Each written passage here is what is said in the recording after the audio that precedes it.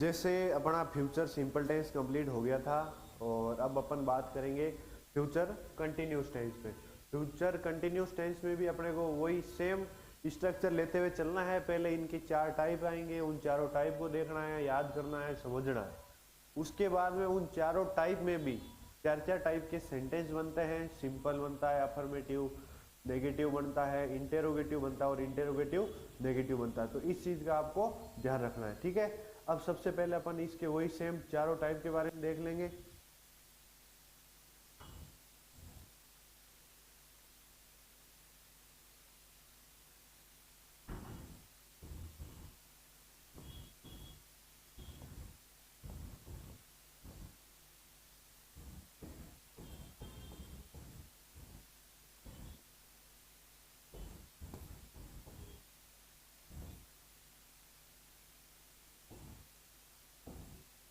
ठीक है, तो फ्यूचर सिंपल हो जाएगा, फ्यूचर कंटिन्यूस हो जाएगा, फ्यूचर कंटिन्यूस। ये अपन ने चारों फ्यूचर के टेंस के एक बार नाम लिख दिए कि अपन ने फ्यूचर सिंपल कंप्लीट कर लिया। अब आएगी फ्यूचर कंटिन्यूस की बारी, ठीक है।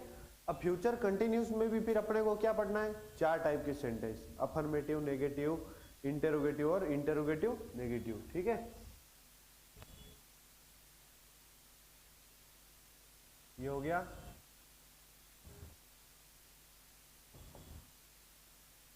कंटिन्यूस हो गया। कंटिन्यूस के अंदर अपने को 4 टाइप के सेंटेंस पढ़ने, कौन कौन से। पहला तो हो जाएगा सिंपल, या उसको अफर्मेटिव बोल दो, एक ये दोनों, ठीक है। फिर हो जाएगा नेगेटिव,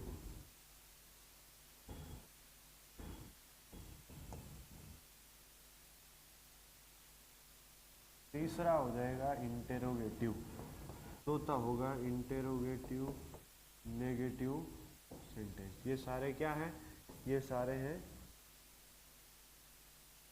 सेंटेंस के पार्ट। किसके पार्ट, सेंटेंस के पार्ट, ठीक है। तो इन चारों टाइप्स के सेंटेंस बनेंगे, 4 टाइप्स के। कितने टाइप्स के, 4 टाइप्स के। सिंपल सेंटेंस बनेगा, नेगेटिव सेंटेंस बनेगा, इंटेरोगेटिव बनेगा और इंटेरोगेटिव नेगेटिव बनेगा, ठीक है। चलिए बात करते हैं सबसे पहले सिंपल सिंपल सेंटेंस, जो अफर्मेटिव सेंटेंस बनेगा।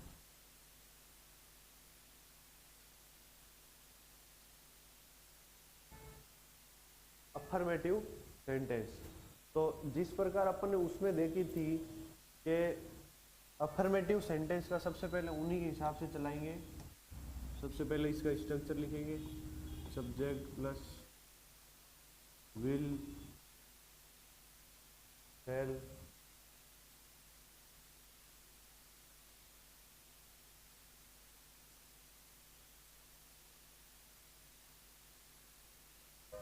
चलिए भाई, subject plus will shall plus be plus verb की फर्स्ट फॉर्म के साथ आईएनजी लगेगा प्लस ऑब्जेक्ट लगेगा। ये है प्रेजेंट कंटिन्यूस टेंस के अफर्मेटिव सेंटेंस का स्ट्रक्चर। स्ट्रक्चर समझ आ गया। विल सेल किसके साथ लगेंगे, ये आपको मैंने फ्यूचर सिंपल में बात बताई दी थी कि विल किसके साथ लगेगा, सारे सिंगुलर के साथ। और यू और दे के साथ भी विल लगेगा, आई और वी के साथ सिर्फ सेल लगेगा, ठीक है। ये क्लियर हो गया। वर्ब की फर्स्ट फॉर्म के साथ आईएनजी लगाना है, ये आपको फ्यूचर कंटिन्यूस में ध्यान रखना है। अब ये सिंपल सेंटेंस का स्ट्रक्चर हो गया अफर्मेटिव का। अफर्मेटिव या सिंपल सेंटेंस भी बोल सकते हो इसको, कोई दिक्कत नहीं। इसका एक एग्जांपल ले लो, Ram will be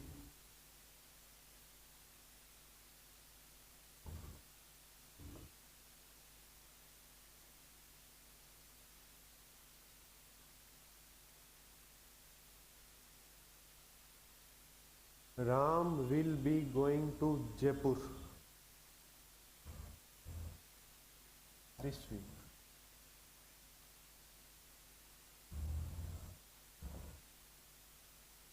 Ram will be going to Jaipur this week या टुमारो। अब राम इस हफ्ते जयपुर जा रहा होगा, हो सकता है वो जाएगा, कंटिन्यूटी में अभी कंफर्म नहीं है जाएगा नहीं जाएगा, जा रहा होगा, ठीक है। तो इस सेंटेंस में आपने ये देखा होगा, राम के साथ विल बी यूज हो गया, वर्ब के फर्स्ट फॉर्म के साथ आईएनजी यूज हो गया, और इसके आइडेंटिफिकेशन वर्ड के रूप में ये आ गया इसमें दिस वीक, और इसमें आइडेंटिफिकेशन वर्ड में this time, tomorrow, this week, next month, इस टाइप के आइडेंटिफिकेशन वर्ड भी इसमें आते हैं। ठीक है, तो अपन ने अफर्मेटिव सेंटेंस पढ़ लिया। अफर्मेटिव सेंटेंस के बाद दूसरे नंबर पे आता है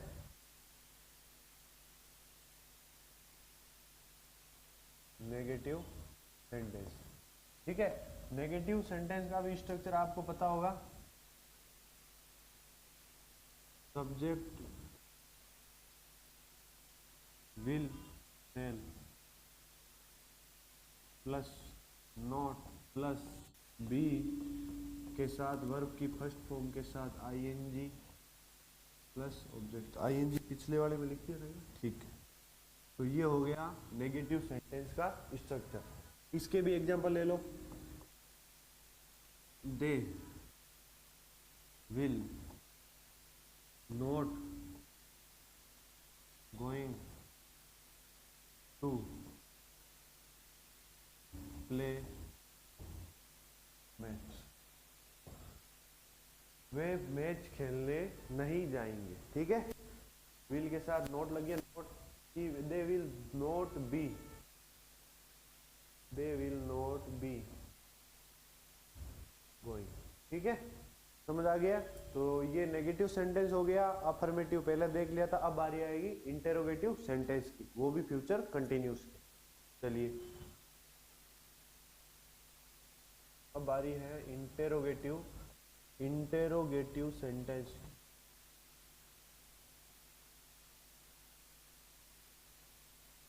इंटेरोगेटिव सेंटेंस की, तो इंटेरोगेटिव सेंटेंस का सबसे पहले स्ट्रक्चर लिख लो।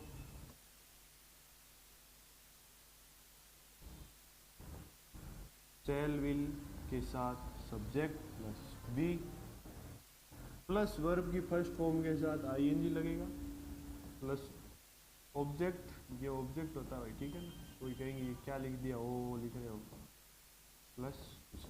ठीक है, शैल विल हेल्पिंग वर्ब है, वो स्टार्टिंग में आ जाएगी, एक तरह से क्वेश्चन का फॉर्मेशन कर देगी। फिर उसके साथ सब्जेक्ट आएगा, बी आएगा, वर्ब की फर्स्ट फॉर्म के साथ आईएनजी लगेगा और फिर ऑब्जेक्ट आ जाएगा। इसका भी एक एग्जांपल ले लें ताकि थोड़ा कोई कंफ्यूजन हो तो वो दूर हो जाए। शैल आई बी,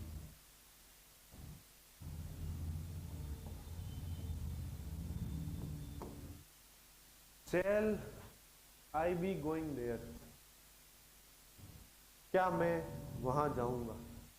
ठीक है, फ्यूचर में हो गया जाऊंगा, वो एक फ्यूचर की बात बता रहा अपने को। ठीक है, ये कंफर्म हो गया। तो सेल आई के साथ और वी के साथ सेल लगता है, ये बात आपको ध्यान रखनी है।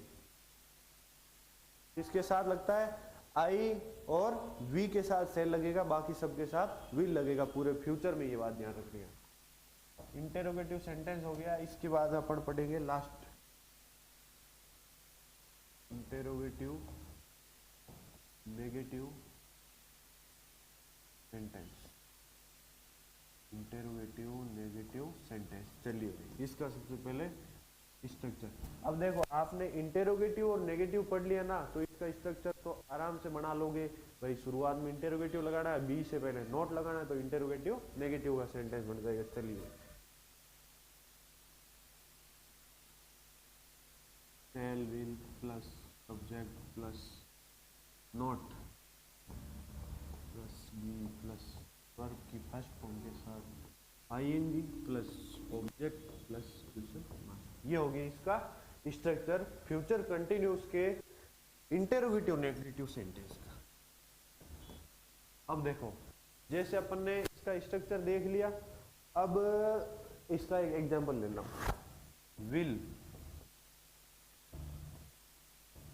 Will Sita not will Sita not be going, नहीं, will Sita not be sleeping at this time tomorrow. ये हो गया इसका एग्जाम्पल। फ्यूचर कंटिन्यूस टेंस का last sentence interrogative negative sentence. इसके साथ ही अपना फ्यूचर कंटिन्यूस टेंस है वो कंप्लीट होता है। इसमें ये कह रहा है will Sita not be sleeping at this time tomorrow, क्या सीता कल इस समय नहीं सो रही होगी। ठीक है, फ्यूचर की बात कर रहा है, होगी, गा गे गी आएगा, ये आपको ध्यान रखना है। हो रहा होगा, रहा होगा, रही होगी, रहा होगा। देखो सबसे पहले मैं आपको एक कंफ्यूजन दूर करता हूं। अपन ने प्रेजेंट कंटिन्यूस में क्या पढ़ा था हिंदी में, रहा है रही है आएंगे, और फ्यूचर इसमें पास्ट कंटिन्यूस में क्या पढ़ा था कि रहा था रही थी रहे थे आएंगे। ठीक है, फ्यूचर कंटिन्यूस क्या हो गया, रहा होगा, रही होगी, रहे होंगे। ठीक है, ये समझ गए। अब एक बार इसका रिवाइज कर लेते हैं। ये देखो इसका वो लिख लो कि रहा होगा, रही होगी, ये इसके हिंदी की पहचान है। ठीक है, और अफर्मेटिव सेंटेंस पढ़ा था सबसे पहले, सब्जेक्ट के साथ will shall plus be plus verb की फर्स्ट फॉर्म के साथ आईएनजी हो गया।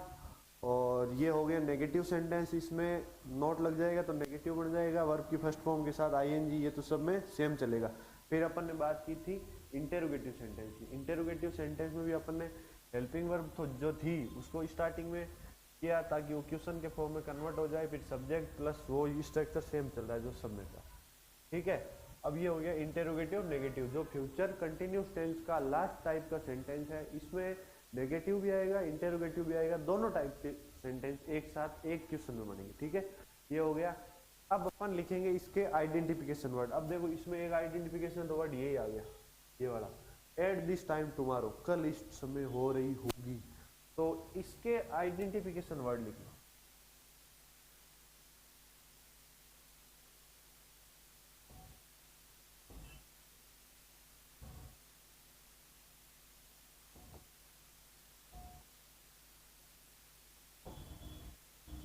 Identification word, at this time tomorrow, this time next week.